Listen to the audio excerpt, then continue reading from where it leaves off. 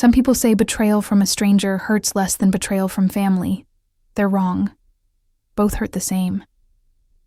It's just that family betrayal comes with the added poison of expectation, of love you thought was real, but never was.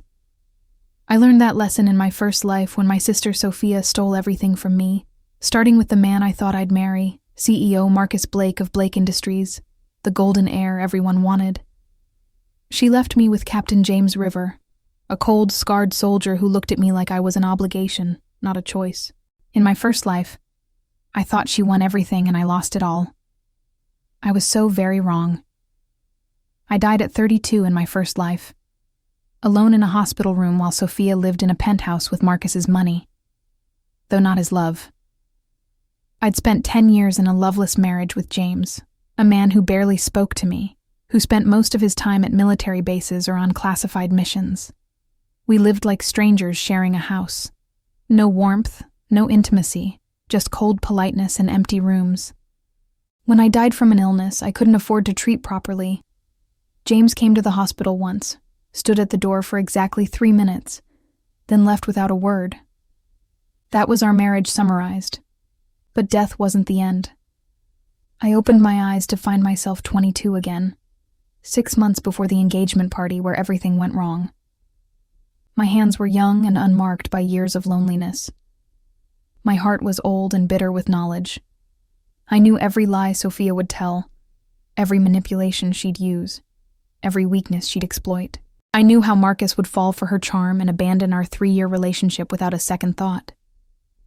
I knew how my parents would pressure me to marry James to maintain the family alliance after Sophia took Marcus. I knew how it would all play out like a tragedy I'd already watched. This time would be different. This time I had something I didn't have before. Knowledge, clarity, and the freedom that comes from having nothing left to lose. The first thing I did was observe. Really observe. In my first life, I'd been so focused on Marcus, on making him happy, on being the perfect girlfriend, that I'd missed everything else. I'd missed how Marcus's eyes glazed over when I talked about anything deeper than surface pleasantries. I'd missed how he checked his reflection more often than he checked on me. I'd missed how he name-dropped and networked at every social event, treating people like stepping stones. I'd been in love with the idea of him, the successful CEO, the handsome face, the lifestyle he represented. I'd never actually known who he was beneath the polish. I'd also never really looked at James. In my first life, he was the consolation prize, the man I was forced to marry after losing Marcus. I'd spent our entire marriage resenting him for not being Marcus, for being cold and distant and always gone. But now, with clear eyes and a second chance, I started paying attention to the man rather than my disappointment. James was a decorated military captain, special forces, the kind of man who did things no one could talk about to keep people safe. He wasn't cold, I realized. He was careful, controlled, every word measured, every action deliberate. In my first life, I'd mistaken his quiet strength for indifference. I'd never asked him about his work, his thoughts, his life. I'd just expected him to fill the Marcus-shaped hole in my heart, and when he didn't, I'd blamed him for my disappointment. When Sophia started her campaign to steal Marcus, I watched it unfold with detached clarity. The accidental meetings, the subtle flirtations, the way she played damsel in distress so Marcus could play hero.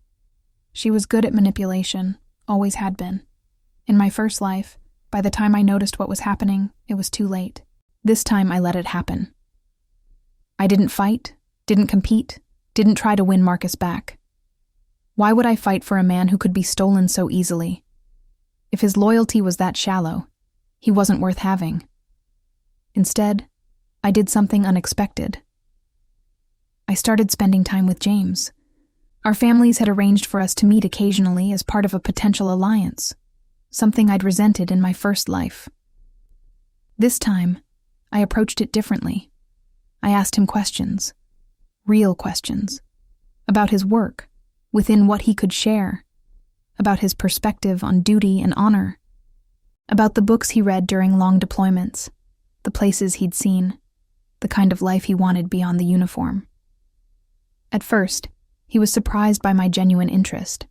Then, slowly, he began to open up. I discovered that James wrote poetry in his spare time, classical forms that required discipline and artistry. I learned he sent most of his substantial military salary to fund schools in rural areas where he'd grown up. I found out he was fluent in 4 languages and could discuss philosophy and strategy with equal ease. He had a dry sense of humor that appeared rarely but hit perfectly when it did. He was nothing like the cold, empty man I'd imagined in my first life. He'd always been this person. I just hadn't bothered to look. Meanwhile, Marcus fell for Sophia's traps exactly as I remembered. 3 months after my rebirth, he broke up with me with a rehearsed speech about how we'd grown apart and wanted different things. I agreed so readily that he looked almost offended. 2 weeks later, he and Sophia announced they were dating. My parents were mortified. Sophia looked triumphant. I felt nothing but relief. "I'm so sorry," Sophia said to me privately, her voice dripping with fake sympathy. "I never meant for this to happen. Marcus and I just connected on such a deep level." Deep level. Marcus couldn't discuss anything deeper than stock prices and luxury cars. But I just smiled and said, "I'm happy you found each other. You're perfect together." I meant it. They deserved each other. The family still needed the alliance with the River family, so the engagement was redirected to me and James, just like my first life. But this time, when James asked me privately if I was being forced into this, I looked him in the eye and said, "No, I choose this. I choose you." He studied me for a long moment, those sharp eyes that missed nothing, then nodded slowly. "Then I'll spend my life making sure you never regret that choice." We married quietly 6 months later. No big wedding, no fanfare, just a simple ceremony with close friends and family.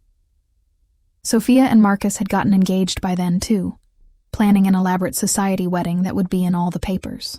My parents kept apologizing to me, thinking I'd gotten the short end of the arrangement. They had no idea. My second marriage to James was nothing like my first. This time, I actually tried. I learned about his work, supported his career, created a home that was warm instead of cold. And he responded. James, when given genuine affection and respect, was the most loyal and devoted partner imaginable. He was attentive in quiet ways, remembering small details, protecting without smothering, loving with a steady constancy that never wavered. He made me feel safe, valued, seen. Everything Marcus had never done. 2 years into my second life, the truth about Marcus started emerging. Blake Industries was drowning in debt, hidden by creative accounting and Marcus's father's reputation.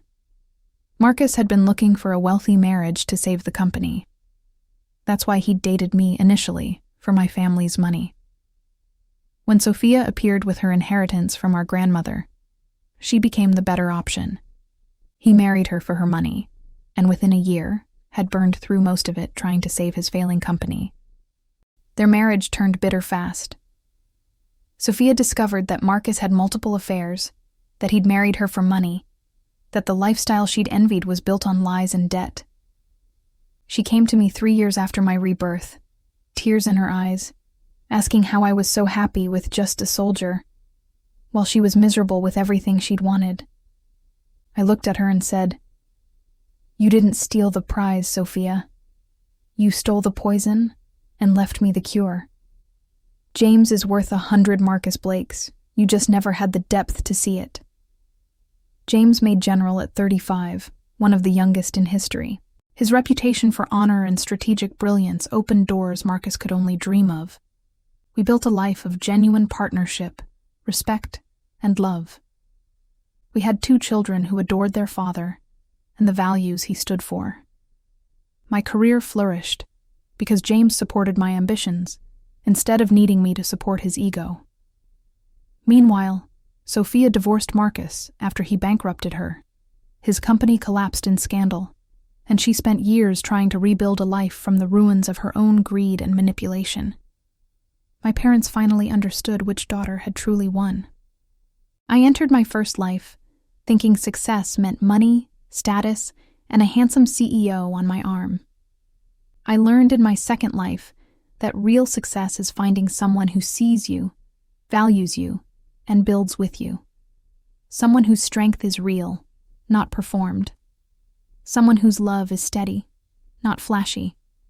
Sophia thought she stole my dream when she took Marcus. She actually handed me my future when she left me Jiang Wei. And that irony is the sweetest revenge of all.